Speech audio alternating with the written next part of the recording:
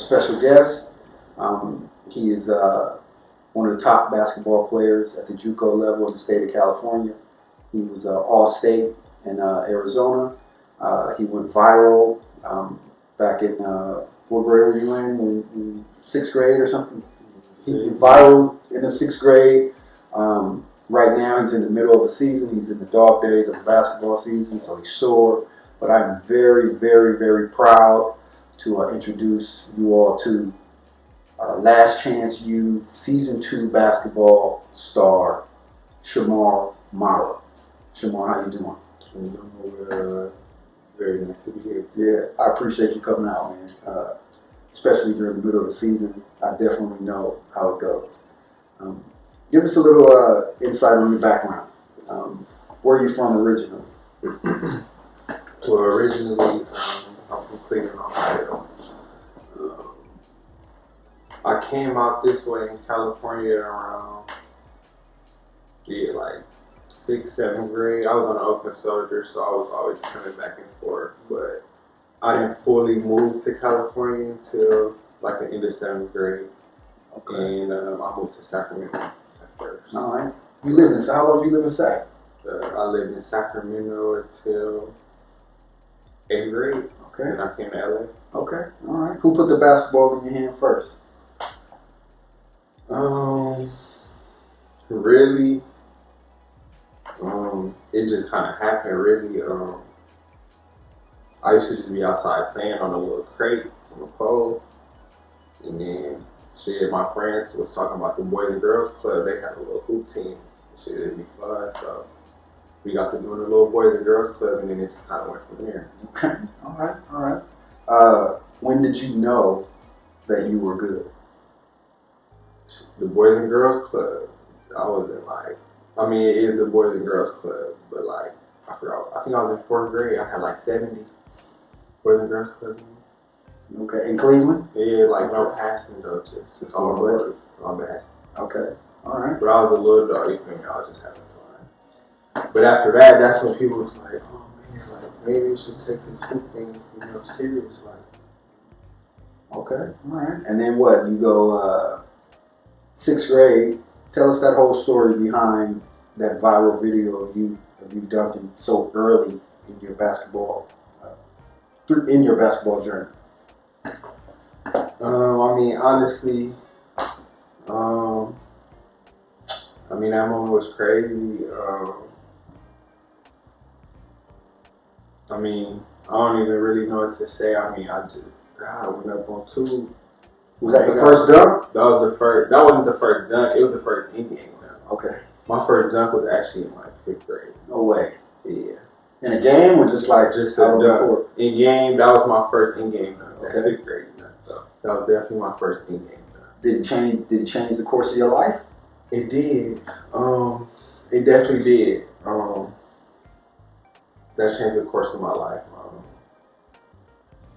In a good way though, like it wasn't even like it's a bad way. In a good way, it was just expectations after that, right? And expectations that had to be met by certain people. So that's just how that went. Okay. And then you're in Cleveland, and you next get on with the Oakland Soldiers, which is a legendary AAU team. How do they find you? They see the tape, or how does that even work? Before the Soldiers got me, I used to play on OBC. Ohio Basketball Club, and I was just over here scoring 40 like in like 4th grade. Mm-hmm. And I played on George Hill, Indiana team. Mm-hmm. Same thing. I was in 5th grade scoring 40 and then they was just finally like, bro, we need you. Like, do you want to come play? We'll do. So happened. So would they fly you out? Like, what's the particulars of that? They flew me out. I was still in Ohio, but anytime we had a tournament, they'd just fly me to whatever state they was playing. Okay, so no practices or nothing? No practices, just straight to the game. Open runs? Like open runs. Okay. And then we got nice, and then it got to the point that it was just like, we'll move you down here. Okay. Yeah, that's how that went. So you moved to California. Who was on that Oakland Soldier team with you? There was a lot of people. Devin Askew, Josh Christopher, Kendall Munson, Zion Harmon, Got Trent Watford for a minute. Kyrie Walker.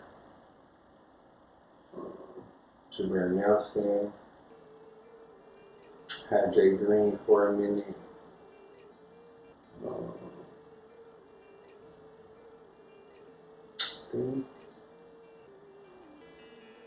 What year is this? You remember? This is 20, like 14, 15. Okay. All right.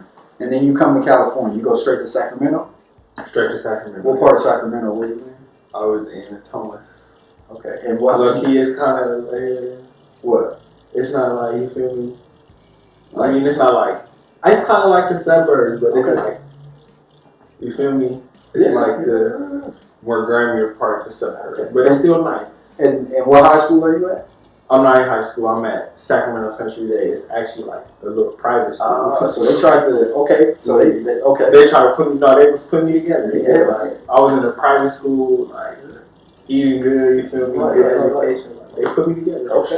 All right. And then you're there for how long?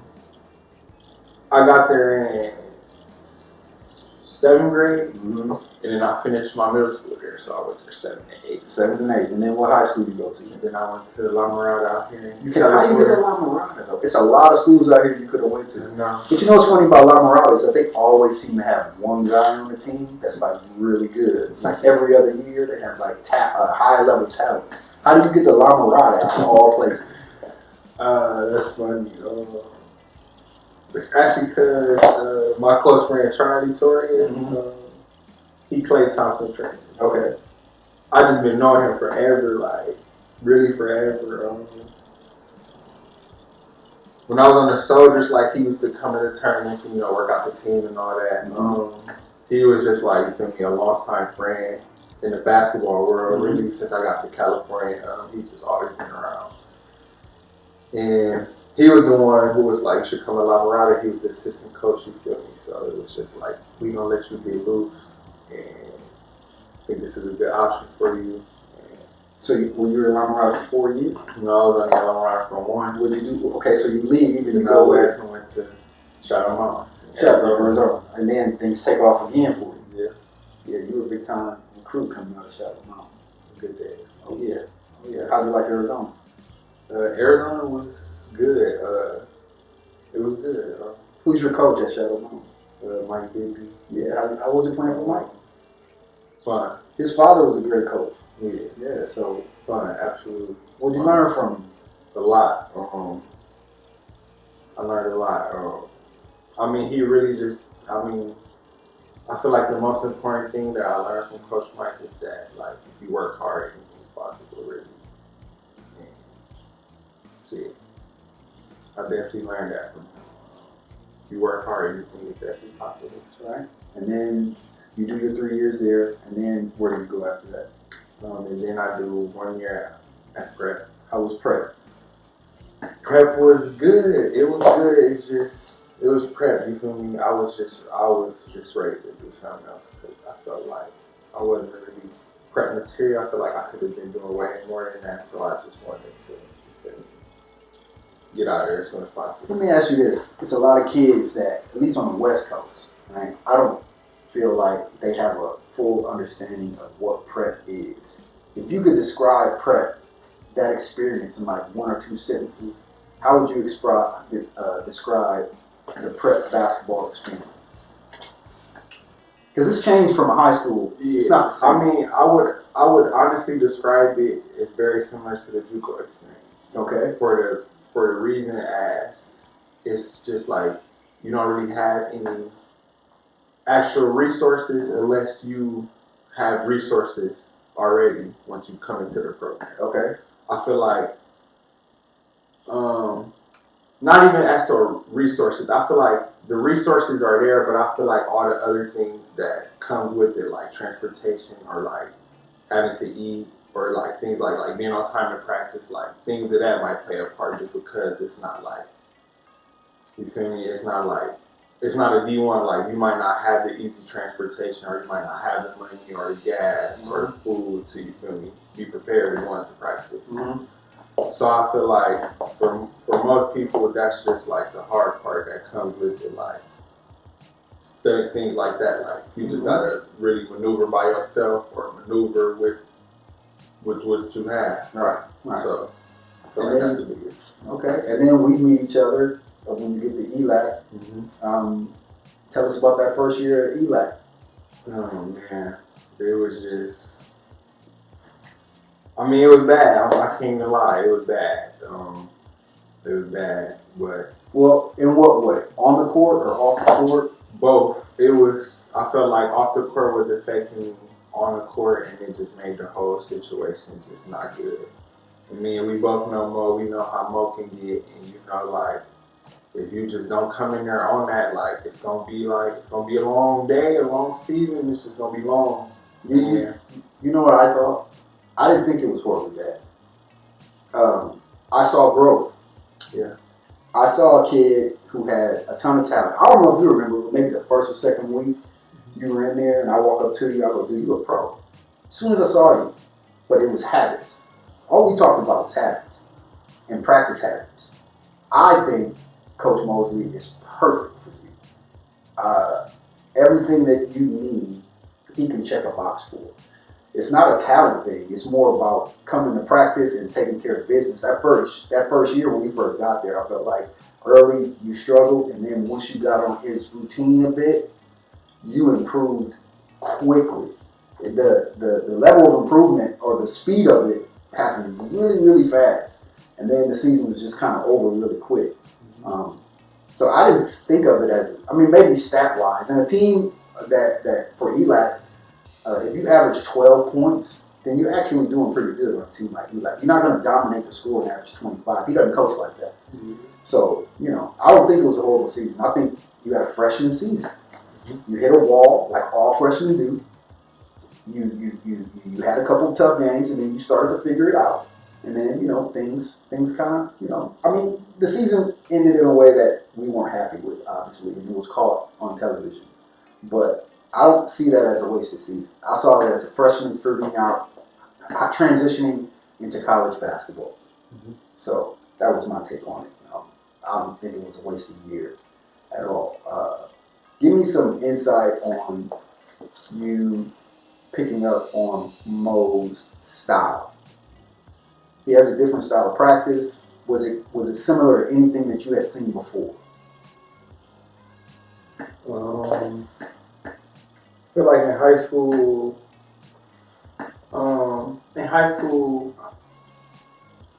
we ran a lot in high school. I feel like here, we run a lot, but it's just discipline, and it's just like it's discipline and more. Everything has to be this and exact and on point, and it's just like that's just how it is at this level, I guess. And yeah, like playing for Mo, it just has to be not even perfect. It just has to be to his caliber and what he wants to see. And then once you figure that out, it'll be easy for you. Right. Talk to me about that first season, the TV show. Give me your idea on that. What were your thoughts there? I mean, honestly, when I first came to ELAC, I didn't know they were filming the show. But after I did figure it out, I mean, I didn't really think nothing of it. I was excited. I was excited for the experience, but try not to make a big deal about it. I was just like, I mean, did you get to a point where you didn't even see the cameras? Yes, 1,000%. Right. Yeah. After a while, yeah, they just. You got so used to seeing those people that they weren't even there anymore, and yeah, that part was different. At least it was for me. How has the show changed? Like, so now people recognize you, especially in basketball circles. You walk into a gym, they're going to know who you are. They knew who you were before, but now, it's on a much larger scale. For a JUCO player, that is not common. Okay, you have a lot of recognition at a young age. How has that changed your basketball experience? I mean, really, it really hasn't, because you feel me. I just try to stay focused on the same. Like I'm in season. Like I'm at Elac. I'm trying to get out of Elac, and right now that's the only thing that matters. And I mean, it felt good, but like it's not something I'm really concerned or worried about. I'm just concerned and worried about moving forward. You That made was just a great stepping stone that you feel me put me on a platform that was I greatly appreciate. right. You made the famous line that I know I can score on LeBron, and I don't know about other people, but I love it. You know what I mean? Like, you know, at the end of the day, you just have to feel like that at some point. Have you got any responses or comments or anything like that, or what's been the response from that? Um, I mean, as in like, what has people been saying? Right. I mean, as you said, people just like the confidence, and they just like, you really think you could be LeBron? And I would tell you, yes, I really do feel like I could be LeBron. That's right. That's right. But yeah, that's just all it was to it. People just want to know like how I feel and what I feel I'm capable of. And I just try my best to express how I feel about basketball. That's right. That's right. So then you sat out the second year. Yeah, very sure. That can be tough for a guy. So you have been playing maybe 6 or 7 years season straight. How was it to have to watch from the sidelines for a season? I mean, it was hard. It was hard. It definitely had me wanting to get back on the court as soon as possible. But it also taught me a lot. It taught me a lot taking the time off about things that are important. What it actually takes to get to where I need to be. And I felt like I just needed that little gap year to regain my focus on what's really needed to be done to get out of Elac. So I felt like that year was very helpful. Okay, all right. And then coming into your sophomore year, you know, how things been going? I can't complain. Things have been going well. It started off shaky in the beginning. You feel me? We had some little tough losses that we should have won. But as of right now, it's going well, and I feel like I'm doing what I need to do to get out of Elac. We're just trying to get better every day. And I'm trying to grind every day and be 1% better than I was the day before. And we're just trying to stack the A's. That's right. That's all there is to it. That's a great answer. Talk to me about off the court, what you're into, and give me an idea of what you see yourself like majoring in college. Like, what's your interest? What do you see yourself doing at the next level? Because you're going to the next level, right? And we're gonna treat today like it's already there. So, what would you major in? What are you into besides basketball? I'm really into business, and I actually like clothes as well. You feel me? I just like, I like to make things happen. Any way possible. But I definitely would like to be in the business organization. If I could, I would like to be a business owner, some of that aspect. How's the brand going? I know you and JG had Shout out to JG. Shout out to JG. Yeah. But it's on pause right now, you feel me? Because I'm in ELAC mode. Okay. You know how the ELAC mode be. You gotta be locked in. There's no focus on anything else. No focus on nothing else but ELAC. But the brand is going well. I'm excited to drop when it comes back out. What's the name of it again? Love Me Now, Love Me Later. There you go. Love Me Now, Love Me Later. Make sure you check it out. Stay tuned, man. Coming very soon. I know I've been saying that, but it's coming very soon. And then, as we wind down, and we take a look at, your season's almost over. And if you could summarize the JUCO experience for some of the young ball players out here, because that's why we're doing this, right? We want young ball players to be able to watch this and have an idea of what they're stepping into. what would you tell a young ball player about coming to JUCO? Like the level of competition, um, preparation, being a freshman, because a freshman is a freshman, right? Whether no matter what level, the difference in the amount of games and the intensity of practice is going to be different. What would you say to a junior right now who's kind of looking at himself and kind of halfway getting recruited here and there, and if they end up having to go JUCO, what would you say to that kid to prepare him for that level? So honestly, I would just tell that person they are considering going to JUCO, junior in high school. I would consider them going all out their senior year with their grades just to make sure they graduate, Great. get up out of high school first and foremost. And then once you do, if you do have to go to JUCO route, I would just fully tell whoever has to go to JUCO route, just lock in your first year and do whatever is needed to be done to get out of there so you don't have to stay and continue on at JUCO.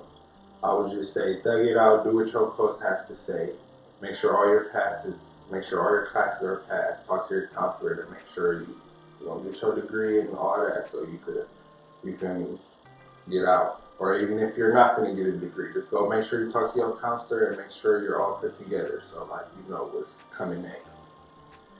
And as for preparation, I would just tell you, do your best to come there and give 100 every day at practice, and I feel like you'll be perfectly fine. Just work hard.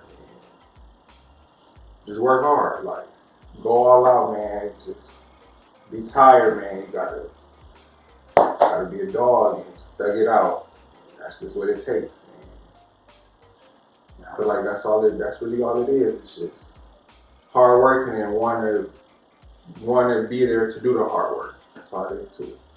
All right, well, I know you got practice a little bit later. We're going to get you out of here. But I definitely appreciate you sharing some time with me. You know what it is with me, basketball or no basketball, you're good over here. Absolutely. So, it's bigger than, we do this to prepare ourselves for adulthood. So, you can always call my phone. I'll always pick up. Absolutely. So, we appreciate you guys spending some time with us. Catch us on the next episode. Appreciate you more.